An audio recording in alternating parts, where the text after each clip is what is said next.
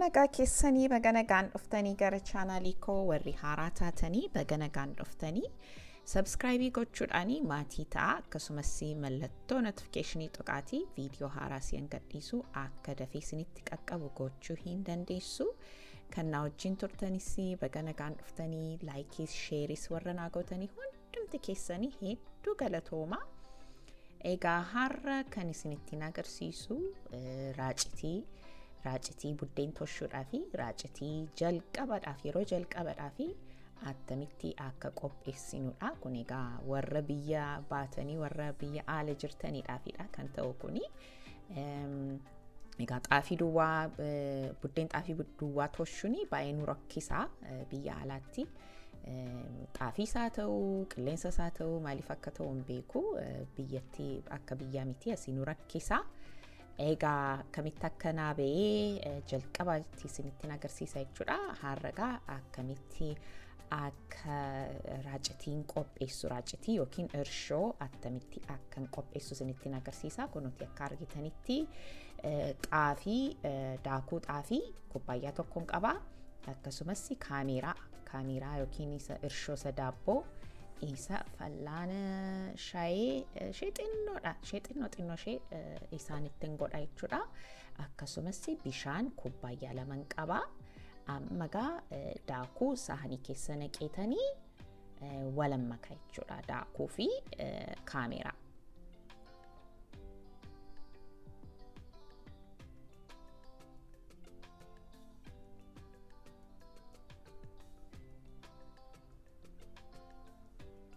Kaameraa sittan naqee amma achi walan makaa. Isa booddee bishaan kubbaayyaa laman qaba isiniin jedheera. Isatti naqeetanii sirriitti egaa nan rukutaa jechuudha. Kun maashinii ishee hanqaaquutti rukutanidha. Kun harkaanis gochuu hin danda'ama rakkinni hin jiru.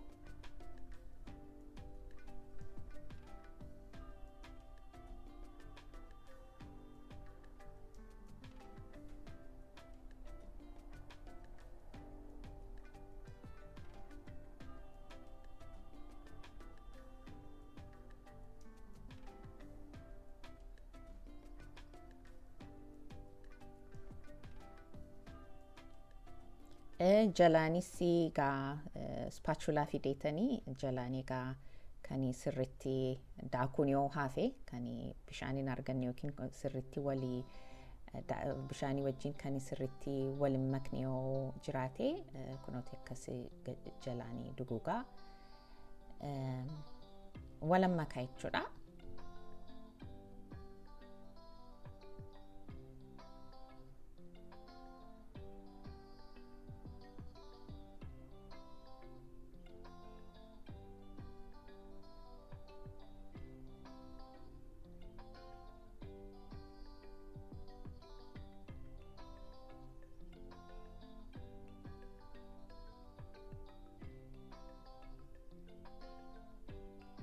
Egaa kana akkas erga sirriitti walan makee booddee ala guyyaa 3 kaa'a jechuudha.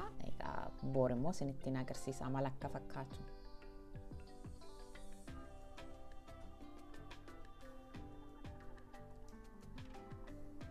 Toleedha egaa har'a guyyaa lammaffaa isaatii kaleessan bukeessee kunuutii kana fakkaateera. Boor immoo maal akka fakkaatu isinitti agarsiisa.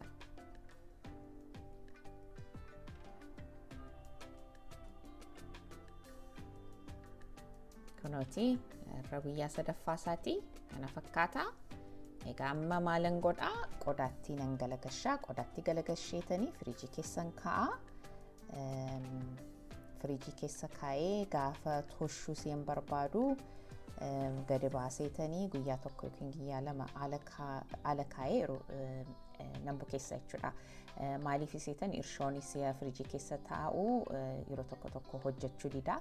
Kanaaf alatu guyyaa tokko keessanii gaariidha. Kunooti egaa kana fakkaataa erga qodaattiin galagashee booddee kana fakkaataa egaa wanta isinitti himuun barbaadu biyya alaatii dafnee hin toshinu buddeeni kanaafi qodaa qodaa tokko akkuma biyyatti qadabukoodhaaf duwwaa qopheessuun irra jira wanta gara biraa itti hojjechuu hin dandeenyu kanachi buddeeni nuun baasu kanaafi kana fakkaataa egaa video taanitti immoo buddeen toshee isinitti agarsiisa egaa yoo jaallattanii laayikii naa godhaa sheerii naa godhaa sabskraayibii naa godhaa video taanitti immoo ammoo laa garrutti ulfaadhaa isiniin jedhaa bye